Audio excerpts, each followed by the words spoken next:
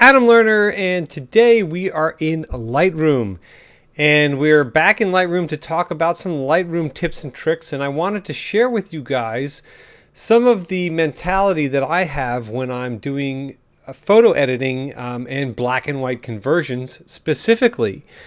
I also want to mention that if you guys enjoy watching my videos, please take a moment to subscribe, and that way you guys will be notified when I produce new content, and you'll be the first to know, so you can jump on it and take a look. So let's get back into photo editing. So here we have a photo of my lovely friend Sarah.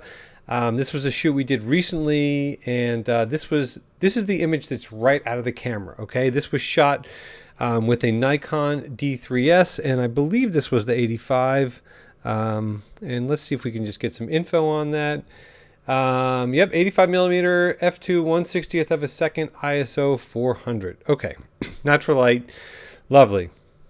Now, what I typically do when I am thinking about doing a black and white conversion is that I'm not always 100% sure that I'm going to go black and white when I'm looking at an image. Sometimes, I mean, look, there are definitely times when I look at an image and I'm like, that's going to kill it black and white. But what I typically do is I typically edit the image in color because I see in color, all right? If there's no color information, it's not worth dealing with. But I also like to have options.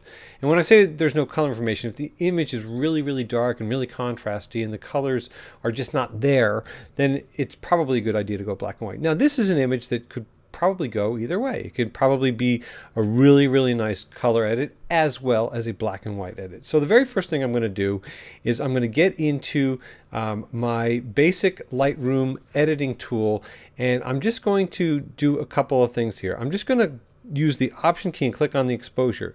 Now we can see that the exposure, nothing is overexposed or underexposed. So I'm just going to bring my exposure just up a little bit. Okay, I don't want to overexpose this image, but I just want to add a little bit of punch to it. Now contrast. Now, contrast is a touchy thing because the more contrast you add in color, the tones really change. So I'm going to leave the contrast alone for now. I'm just going to pull the highlights out a little bit, but our highlights aren't bad. I mean, they're not overexposed. And what I'm doing is, why the screen's going black, is I'm using the Option key to see where my highlights or any over or underexposed areas. So if I hold this down and I push the highlights up, you'll start to see, well, that's going to be overexposed. And now you can see that all the highlights are underexposed or they're cool. I'm just going to bring them down just a little bit to taste. I'm just going to add a little bit of shadow detail. And I'm not going to go crazy because I think that once you push the shadow too much, it looks weird and you lose all the nice shaping that's on the face.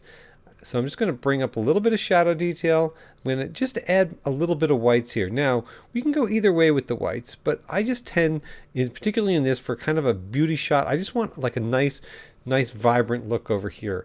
And as far as blacks go, we've got a little bit of underexposed areas right here on the hair. So I'm just going to bring that down because I just want to bring in a little bit more blacks. I definitely don't want to bring blacks in on the face. I just want to just kind of add a little bit more dimension to the image. So if we use the backward slash key, we can see the before and the after. So already to me, it's got a little bit more vibrance to it, okay? I'm just going to add a little bit of clarity. And again, clarity is one of those things that if you go crazy with it, it just looks kind of like she's got a really bad sunburn or something. And if you go down, it kind of looks like one of those cheesy kind of like, what was I going to say, like mall 80s photo booth type things. All right, anyway, so let's just pop up the clarity just a little bit over here. I'm just going to desaturate just a tiny bit, just something like right there. Okay, that's good. You know, I added a lot of blacks, so I'm just going to desaturate just a little bit just to kind of make up for that there. Now, because I'm not really worried about color, I'm not going to get into my saturation and luminance right now.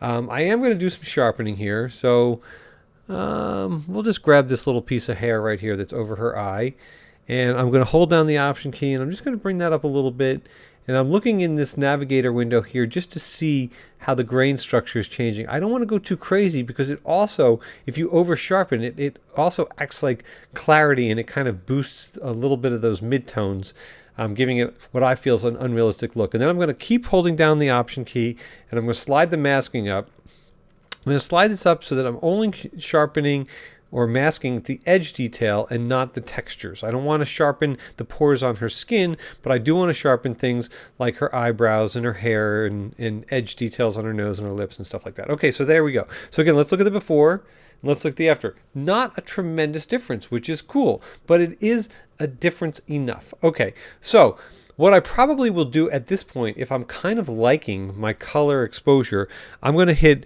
Command and N, and that lets me create a new snapshot. So I'm just going to call this color 1.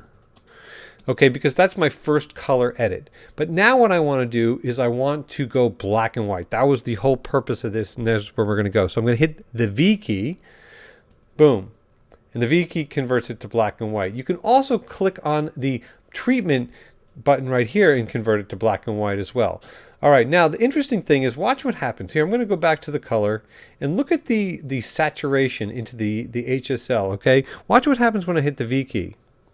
Look at that. It changes the entire color palette here because what it's trying to do is it's trying to approximate what would happen if we were exposing and our camera was sensitive for black and white. Now watch what happens when we turn the HSL off. You see the difference there? There's something a little bit richer and more realistic about her skin tones, and Lightroom does a pretty nice job. Now you can go into the HSL here, okay, and you can mess with this. Let's say you wanted to just take the reds and bring them all the way down. Look what that does, okay?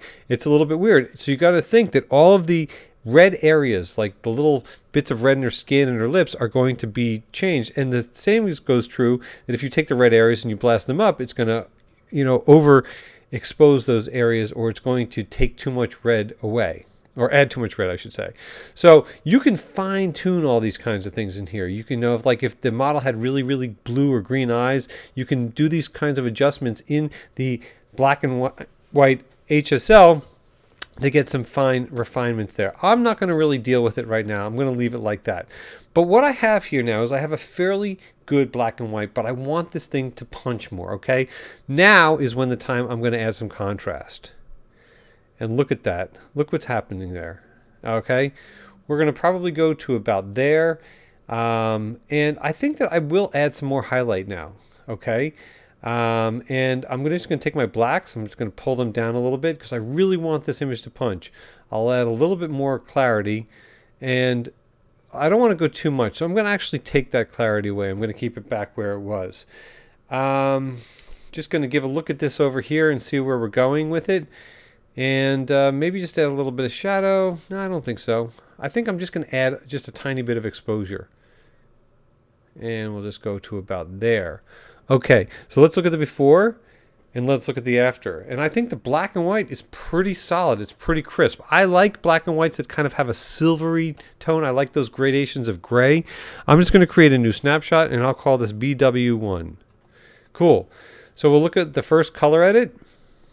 Very nice, very clean.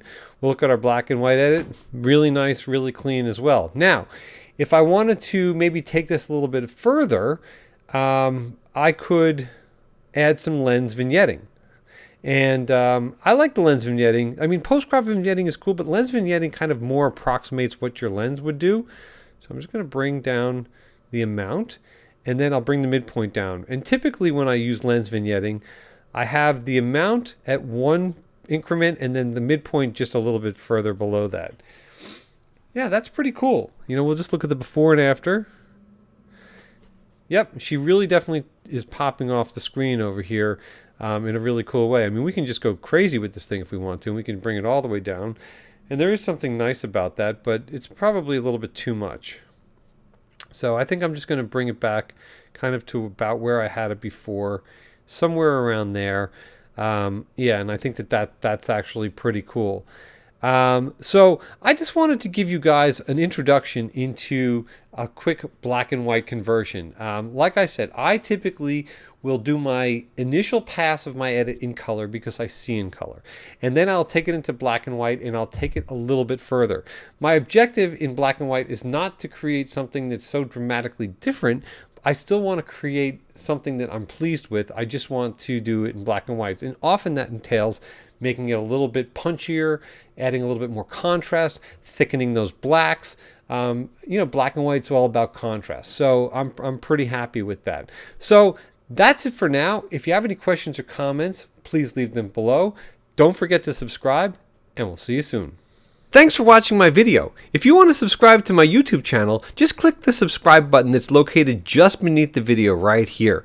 Once you've done that, click on Manage Subscriptions and then check off whether you want to be emailed when I upload a new video or if you want those videos to show up in your newsfeed.